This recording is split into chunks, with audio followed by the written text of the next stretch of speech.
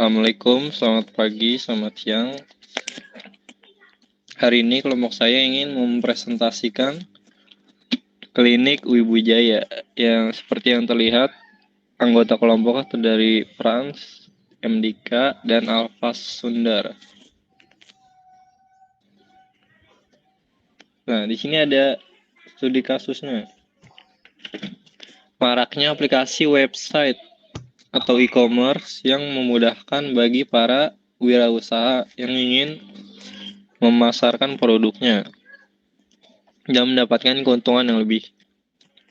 Di sini Apotek Wibujaya mencoba untuk menjual obat-obatan dan perlengkapan kesehatan melalui online. Jadi Apotek Wibujaya sangat membutuhkan aplikasi online atau sebuah web online untuk menjual produk yang di dalamnya pelanggan dapat memilih katalog produk sesuai dengan kemauan, bisa memilih kategori obat berdasarkan gejala sakit, serta tersedia tambahan keranjang. Fitur ini bisa permudah pelanggan melihat produk apa saja yang telah dipilih dan juga ingin memasukkan sebuah fitur pembayaran yang mempermudah pelanggan dalam pembayaran transaksi.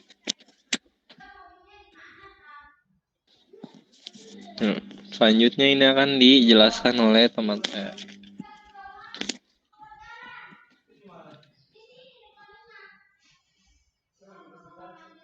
Dika.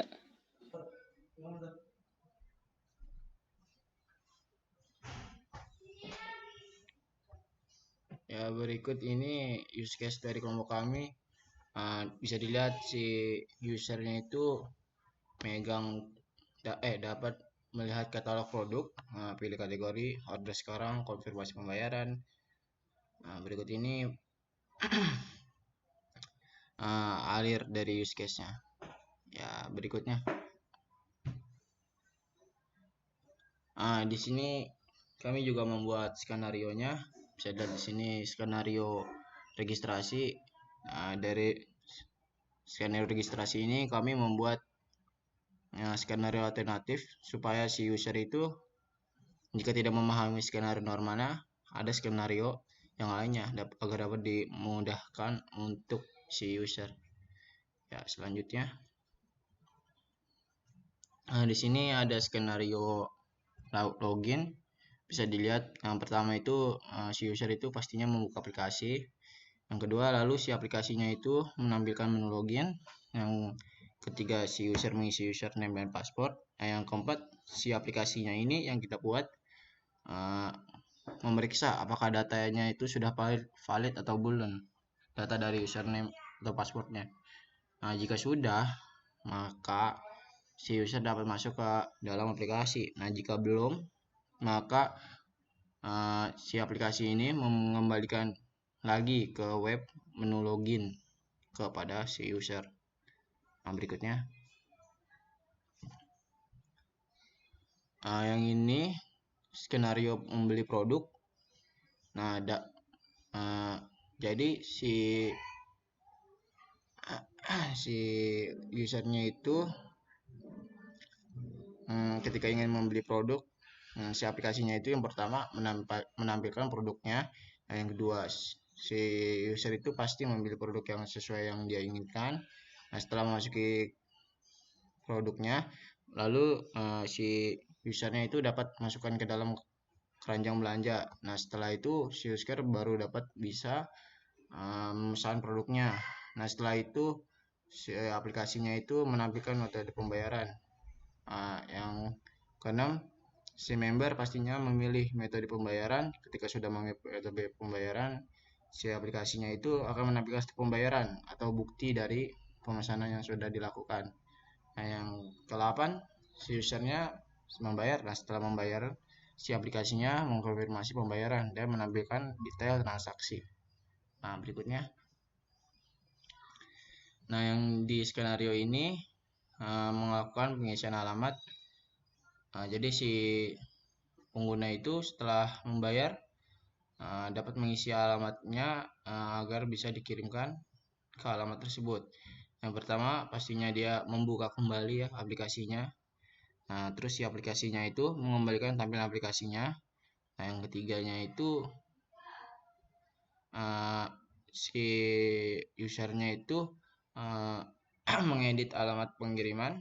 Nah, setelah diedit, si aplikasinya itu mengkonfirmasi alamat yang sudah sesuai.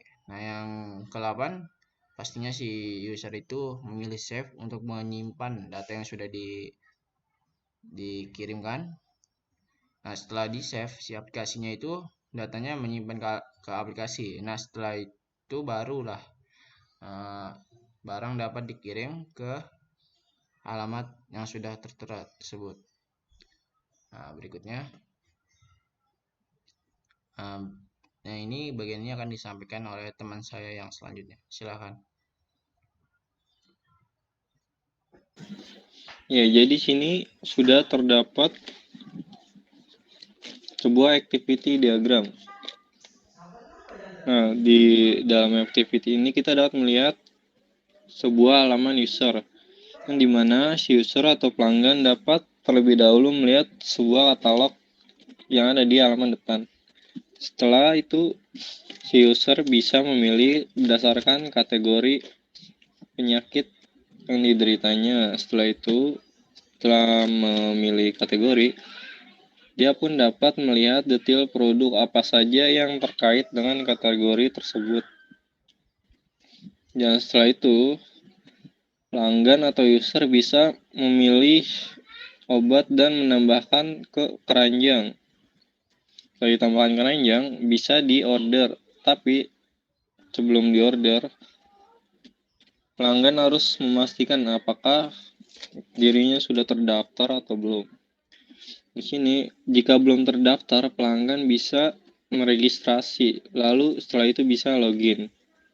Dan untuk yang sudah terdaftar, bisa langsung login dan melihat detail keranjang belanja. Setelah itu bisa memilih cara pembayaran. Bisa milih COD atau transfer. Dan di sini COD, pelanggan bisa memilih form konfirmasi pengiriman dengan melihat detail pesanan dan mengisi form konfirmasi. Setelah itu bisa disimpan struk atau cetak setelah selesai pembayaran. Nah, untuk transfer, pelanggan itu harus mengisi form konfirmasi pengiriman.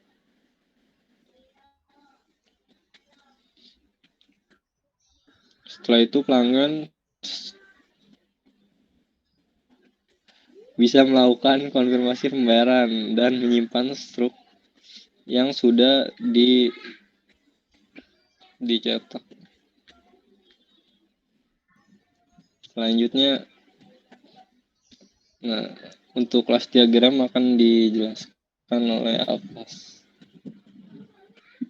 Oke, di sini saya akan menjelaskan untuk kelas diagram. Nah, di kelas diagram ini pertama ada pengguna, dan pengguna ini mempunyai banyak fitur, yaitu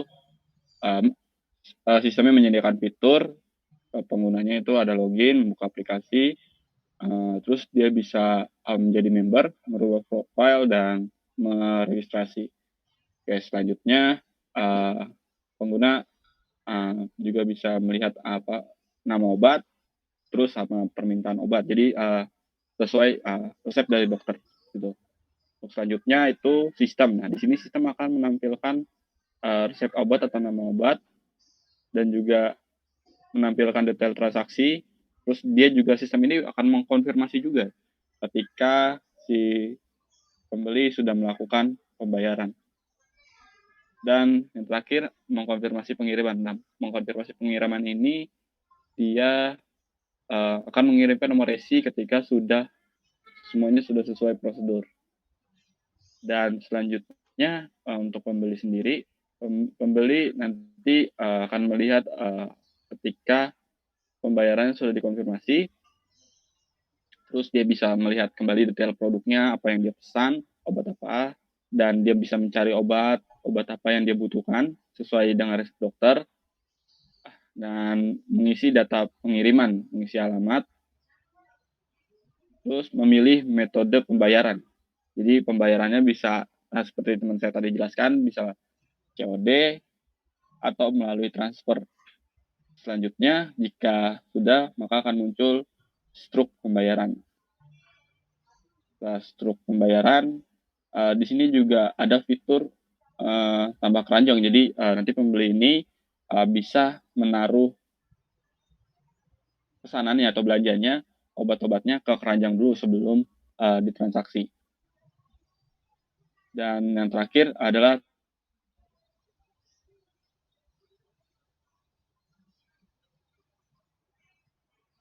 tampilan detail tampilkan untuk tampilan detail transaksi, apa saja yang dibeli dan berapa harganya. Seperti itu.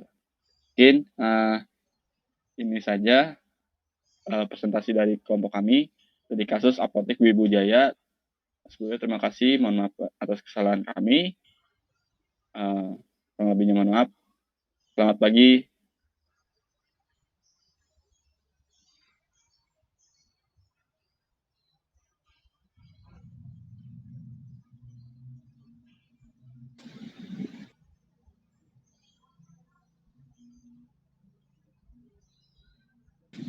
Dika, cut Dika.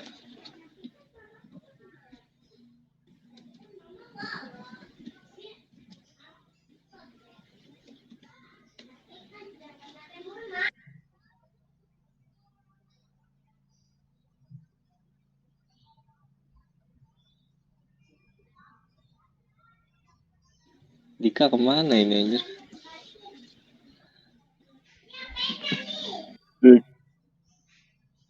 Ya, kocak tuh. Yang freeze nih.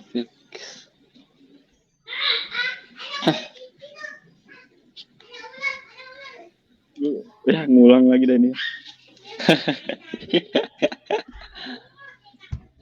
Dik.